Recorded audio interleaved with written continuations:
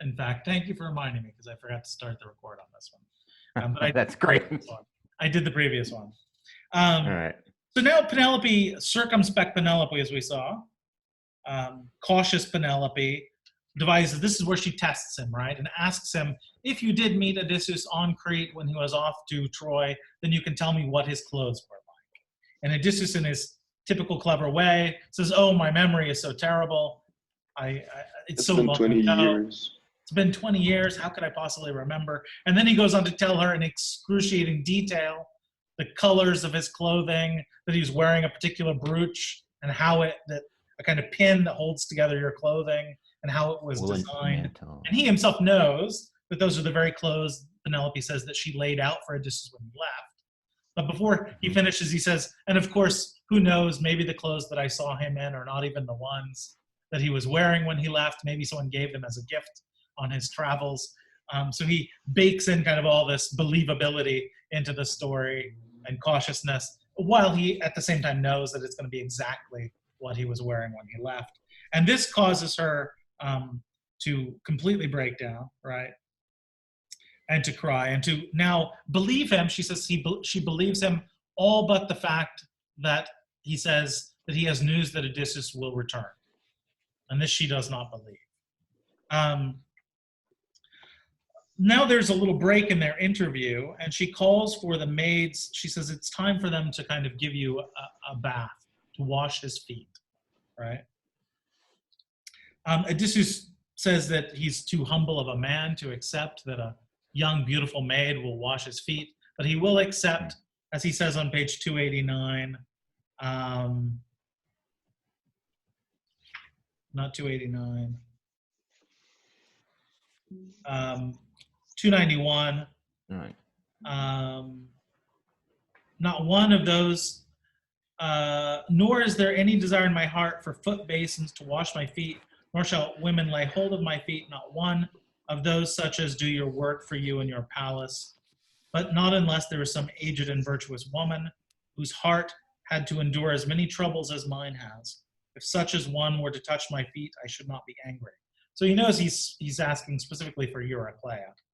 To skip back a little bit, on 89 is where he tells her, this is lines 67, 8, and following. This is where he tells her that he has news that Odysseus is coming back. He says, but now give over your lamentation and mark what I tell you, for I say to you without deception, without concealment, that I have heard of the present homecoming of Odysseus. Again, somewhat interesting, right? You don't usually tell someone the truth, and just before telling them that, you say, by the way, I'm not lying to you. I'm not deceiving you. Odysseus is coming home, right? So perhaps it's not surprising that of all the things he says, that's the one thing she says she doesn't believe. It's the thing that he said that he's being truthful about. Also, he tells her, right? So he tells her that Odysseus has been stuck on Thrinacia, right? And he adds this interesting detail. He says, so they all, it talks about his men perishing. They perished in the great wash of the sea. Only Odysseus, riding the keel, was cast ashore by the sea swell on the land of the Phaeacians. So he's telling her the truth now, what happened to Odysseus, who are near the immortals, and they honored him in their hearts as if he had been a divinity, and gave him much, and they themselves were willing to carry him home without harm. This is the interesting part. And so Odysseus would have been home a long time before this, but in his mind he thought it more profitable to go about and visit much country, collecting possessions. For Odysseus knew profitable ways beyond all other men who are mortal. No other man could rival him at it. What's interesting about that?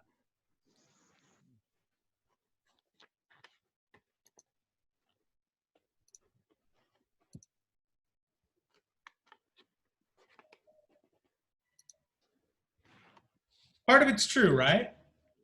Phaeacians. Yeah, now that I think about it, like through this whole time, whenever Odysseus is disguised, he always has to come up with these like, lies on the spot, like real Yeah. quick. But now it's like since he's nearly home, he's like, okay, maybe I can loosen up these lies a bit and sprinkle in a bit of some truth. Maybe. Compare this with what we think the story has been, though. Mm. It's partially true in that he was with the Phaeacians, he lost his men. He talks about the Helios, the cattle of Helios, and all of this stuff that he had told the Phaeacians themselves. But he doesn't say he was cursed by, he killed a Cyclops, or he blinded the Cyclops, Polyphemus, and then he got a curse from Poseidon, and that's why all of this came about. Instead of that, he says he says it was his own choice, right? Odysseus would have been home a long time before this, had in his mind he thought it more profitable to go about and visit much country, collecting possessions. For Odysseus knew profitable ways beyond all other men, and no other men could rival him, right?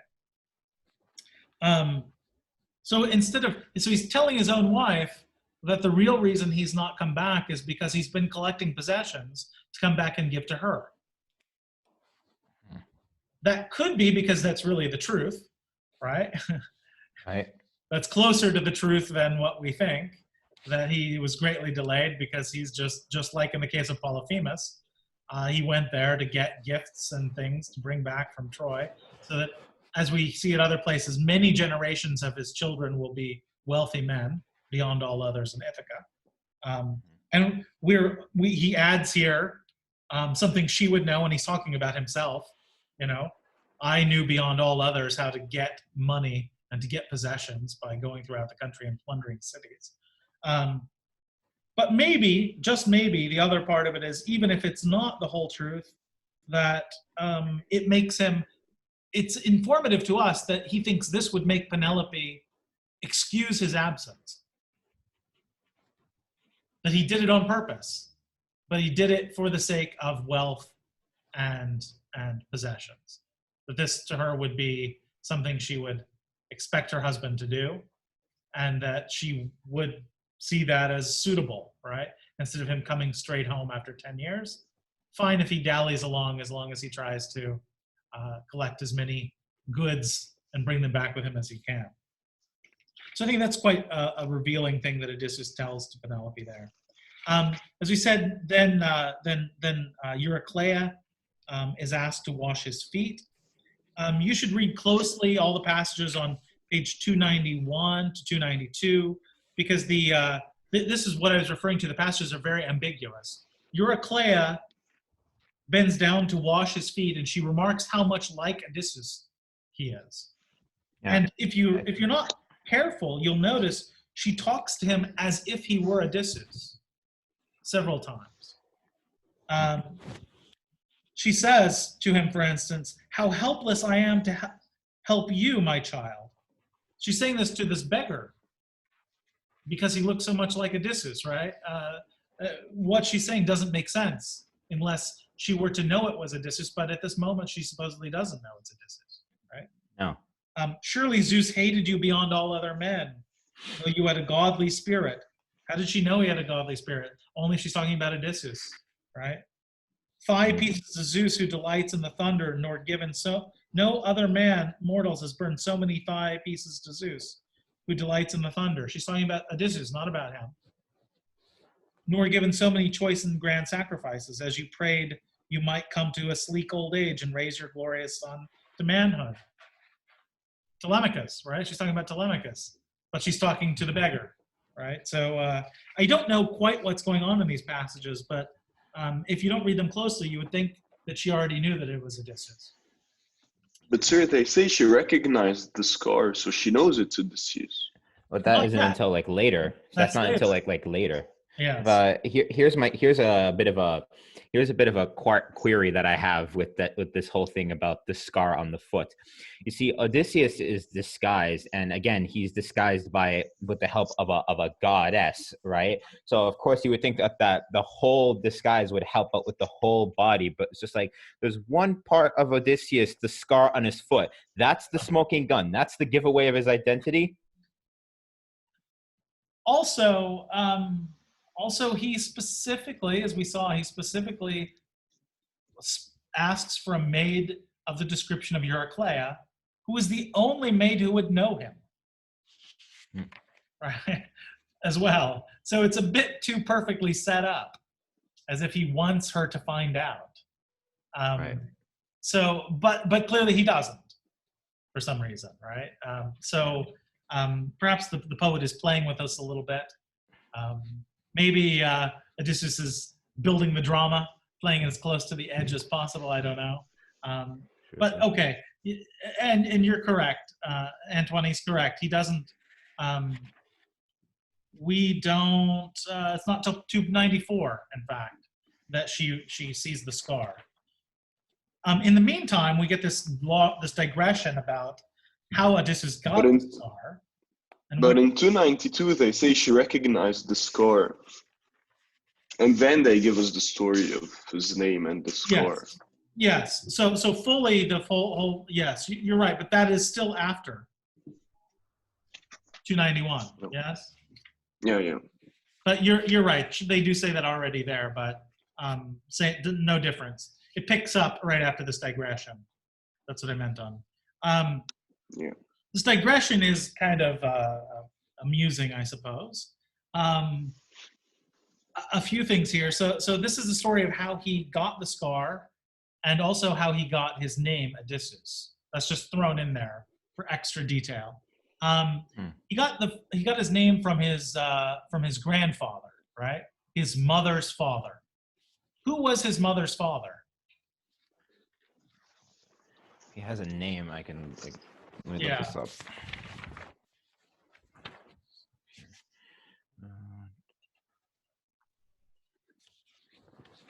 This is lines. We probably start on line 393. 393. Yeah. She came up close. She came up close. Would you like me to read it? Sure. Okay. She came up close and watched her lord, and at once she recognized that scar, which once the boar with his white tusks had inflicted on him when he went to Parnassus to Autolycus and his children. So Autolycus is his grandfather, right? Uh-huh. Go on. Okay. This was his mother's noble father, who surpassed all men in thievery and the art of the oath, and the god Hermes himself had endowed him, for he had pleased him by burning the thigh bones of lambs and kids, and the god freely gave him his favor. Okay, good. Interesting detail, is it not? Her father. So yeah. Her father's name is Autolycus, and what was he famous for? Getting endowed by the god by Hermes, the messenger of the gods. Sure, but and he's also a thief. Surpassed all men in thievery and in the art of the oath. Any idea what the art of the oath is? Art of the oath. Making well, promises. when you think of an oath, that's basically like either promises or keeping your word. Who was that speaking in the background there? It was Sabine, me. I think. Oh, Sabine. Yeah. Oh, there you are. Yes, I thought so. I just didn't see you. Yes, making promises, but the art, the craft. As I've said before, the Greeks were famous. This is actually a scholar did some work on this in the 19th century. One of his major, for the greater Western tradition, the Greeks were kind of held up as the model, right? of the source of Western tradition, philosophy, and so on. And Aristotle and all these other philosophers from Greece had been integrated into Christianity. And so there had kind of been, for 2,000 years nearly, there was a kind of forgetting of the true character of the Greeks. Although people, there were Greek scholars in the West, but there was a tendency to underplay the differences between the Greeks and Western Christian morality, right?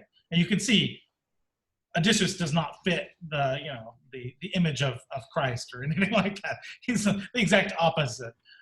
Selfish, violent, revengeful. A liar.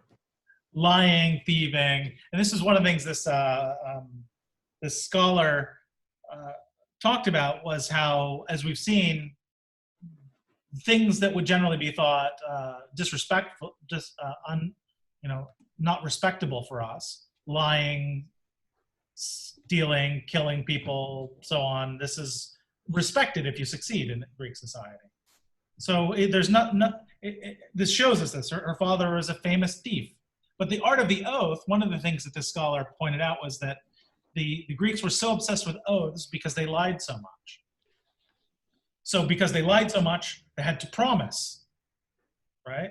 And the better there became a skill at promising in such a way that people believe you are being honest, right? They know that everybody's going to lie, but this is kind of like Odysseus. Everybody knows that people tell lying stories, and yet he's still so good that even with that suspicion in place, he's able to say things that are convincing. Also, I looked it up. I looked up something real quickly. It's like they mentioned that Autocleus was given some sort of power by Hermes. And when I looked that up, basically the power that he gave him was the ability to change his appearance and also the appearance of the thing that he stole. Yes. So you can be able to get away with it. Yeah, so, and that's it. He got away with it, and so he's blessed by Hermes, right, who liked him, gave him favor. So that's the mother of, that's Odysseus's mother's father, his grandfather, right? Now, Autolycos, came to, according to the story, he came to Ithaca and named his grandson, right, Odysseus. Now, this is also quite interesting. He says, "My son-in-law and daughter, give him the name I tell you. Since I have come to this place distasteful to many, women and men alike on the prosperous earth, so let him be given the name Odysseus, that is distasteful." So it's like Ithaca is some kind of slum, some kind of place no one likes, and they happen to live there. And so they decide that the name of his grandson, because he lives there, should be called Distasteful. So Odysseus means distasteful, right? Isn't that a great thing to name your grandson? The great warrior Odysseus. His name means distasteful. Yes. And what kind of a grandfather says, "You live in such a horrible land. Let's call my grandson who lives here horrible." In any case, when he told them when Odysseus was born that his name should be distasteful, and that when he grows up that they should send him to Parnassus, which was apparently a less distasteful place, and that he will give him gifts. He will give him great treasures, right? So as Odysseus becomes a young man, he goes off to Autolycos, and as part of the festivities, they decide that they're going to go on an ox they're going to go hunt wild boar, right? This is bottom of page 293. There's a boar, and it hides in a kind of thicket, and Odysseus is the first one to jump in and to try to attack it. So first of all was Odysseus, who swept in, holding high in his heavy hand the long spear, and furious to stab, right? A boar is a wild pig, right? They're known for being quite violent creatures.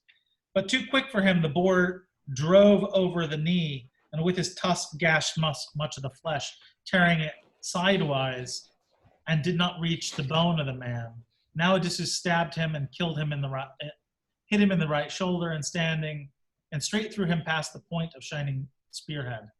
He screamed and dropped in the dust, and the life spirit fluttered from him. So he killed the boar.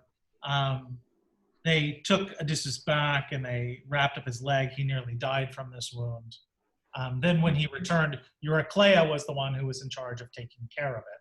And that is why she recognizes it when she's washing his feet. We'll end here by talking about this passage where she recognizes it. She lets out a kind of, Athena knows this is happening and makes Penelope turn away momentarily because they were just speaking, right? And the bowl is brought. She kind of disguises what's going on. But Eurycleia gives out a shriek when she notices this. Antoine, do you want to read bottom of page 294? This is Odysseus's what he says to Eurycleia. Nurse, why are you? Nurse, why are you trying to kill me? You yourself suckled me at your own breast, and now, at least after suffering much, I have come, in the 20th year, back to my own country. But now that you have learned who I am, and the god put it into your mind, hush, let anybody else in the palace know of it. For so I tell you straight out, and it will be a thing accomplished.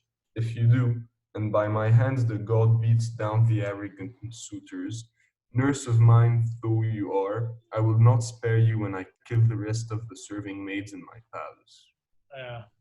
What do you think of that response? Basically, TLDR, keep your mouth shut or you're dead. It's not what one would have expected, right? Mm-hmm. Though you suckled me at your own breast. She nursed him. Yeah. She was introduced in the beginning as the closest person to Odysseus.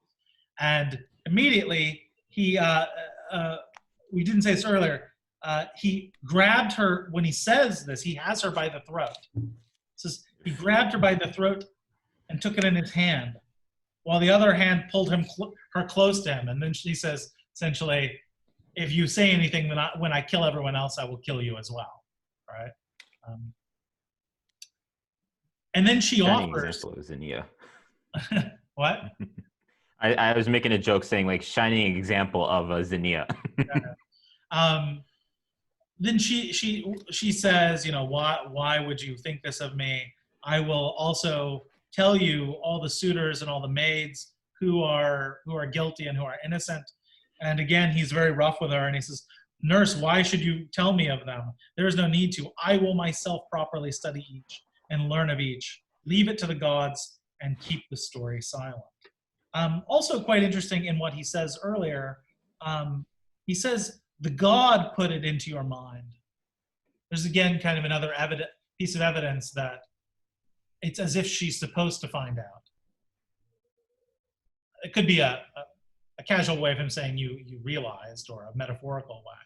But also we're told that Penelope doesn't notice any of this because Athena disguised it. So as you made the point, Hassan, Athena could well have disguised the wound, but here explicitly we're told she doesn't.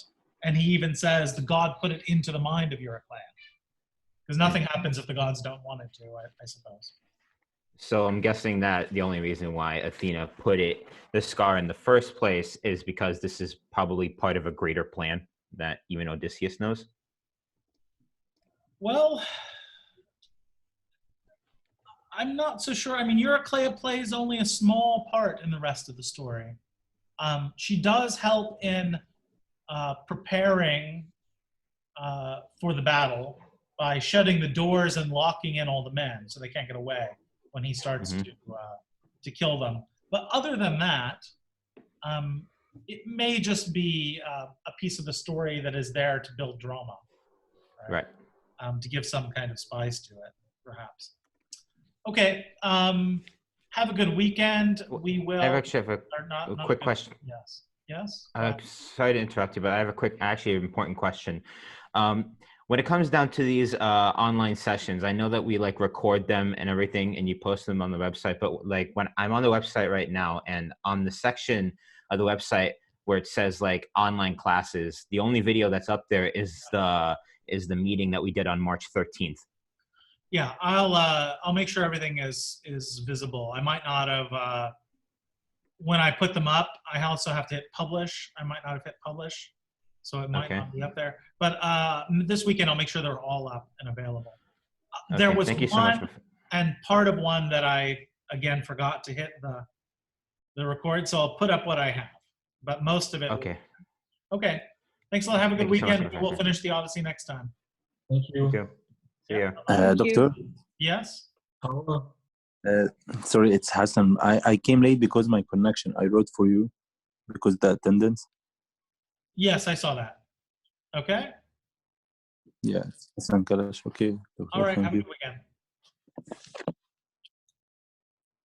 Thank you, Doctor.